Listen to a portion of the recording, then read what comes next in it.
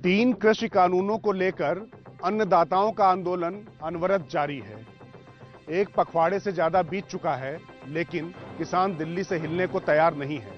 सरकार चरणबद्ध वार्ता के दौर में लगी थी ताकि सहमति की कोई राह निकल आएगी। राह तो निकली नहीं, लेकिन रार बढ़ गई।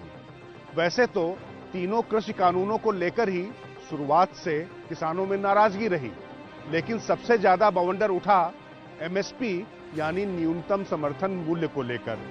किसानों ने आशंका जताई कि नए कृषि कानून से एमएसपी और मंडियां खत्म हो जाएगी। हालांकि सरकार ने लिखित तौर पर आश्वासन भी दिया और अपनी तरफ से प्रस्ताव भी भेजा, लेकिन बात नहीं बन पाई। तो आज राज की बात में बात इसी एमएसपी की, जिसको हर किसान को जानना बेहद जरूरी है।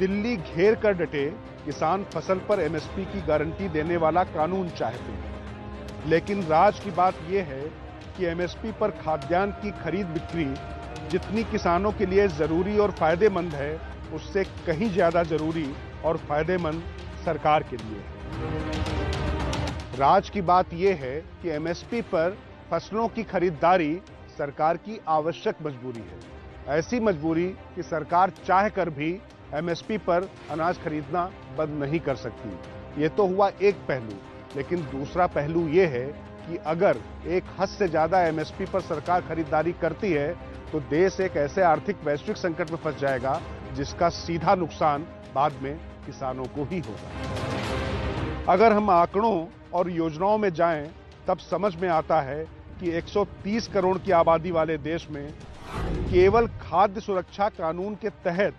जरूरतमंदों और गरीबों को अनाज उपलब्ध करवाने के लिए सरकार को 6 करोड़ 20 हजार टन अनाज खरीदना पड़ता है, जो एमएसपी के माध्यम से ही लिया जाता है। इसके अलावा देश में 1.5 करोड़ टन खाद्यान्न का स्ट्रेटेजिक बफर बनाए रखना भी आवश्यक है, और इस अनाज का भंडारण भी एमएसपी के जरिए हुई खरीदारी से होता है। चाहे पब्लिक डिस्ट्रीब्यूशन सिस्टम की बात करें, मिड डे मील मुहैया कराने की बात करें, या फिर आंगनबाड़ियों और गर्भवती महिलाओं और बच्चों के पोषण की, ये जो सारा खाद्यान्न सरकार उपलब्ध करवाती है वो एमएसपी के जरिए ही खरीदा अनाज होता है।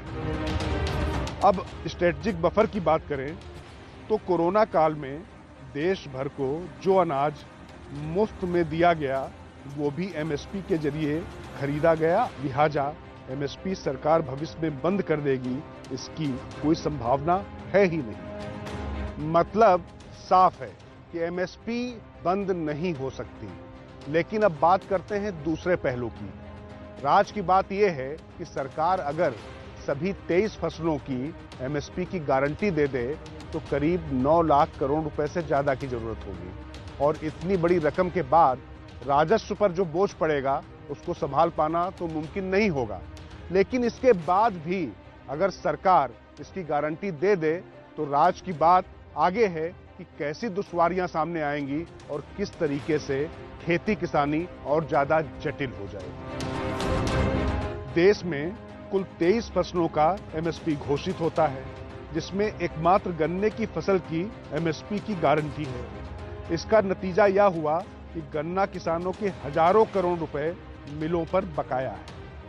दूसरी ओर वैश्विक बाजार में घरेलू चीनी का मूल्य अधिक होने के कारण खरीदार नहीं मिल रहे हैं।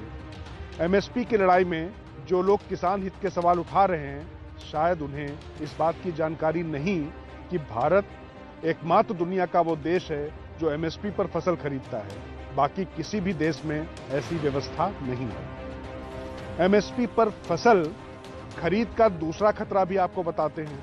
दरअसल घरेलू कृषि की लागत अधिक होने की वजह से घोषित एमएसपी भी अधिक हो जाती है, जबकि वैश्विक बाजार में मूल्य नीचे होते हैं, और इसी वजह से बम्पर उत्पादन के बाद भी गेहूं का निर्यात नहीं हो पाता। एमएसपी पर एक हद के बाद खरीदारी रोकना इसलिए भी जरूरी है ताकि एग्रीकल्चर और हॉर्टिकल्चर के बीच में संतुलन बने और आयात में कमी लाई जा सके और साथ ही देश की आर्थिक सेहत के लिए और किसानों की अपनी सेहत के लिए बहुत जरूरी है कि किसान पारंपरिक खेती से हटकर दूसरी चीजों पर भी काम करें।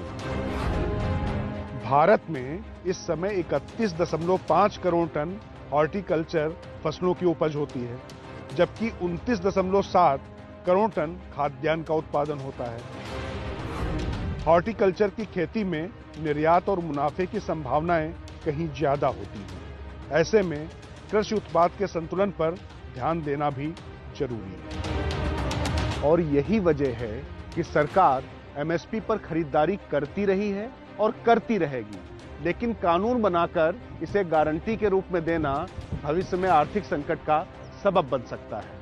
और राज्य की बात समझनी हो तो ये जान लीजिए कि एमएसपी पर खरीदारी बंद करना किसी भी सरकार के एतबार में नहीं है, लेकिन जिस तरीके से एमएसपी पर सरकार खरीदारी बंद नहीं कर सकती, उसी तरीके से असीमित खरीद का भी अधिकार नहीं दिया जा सकता।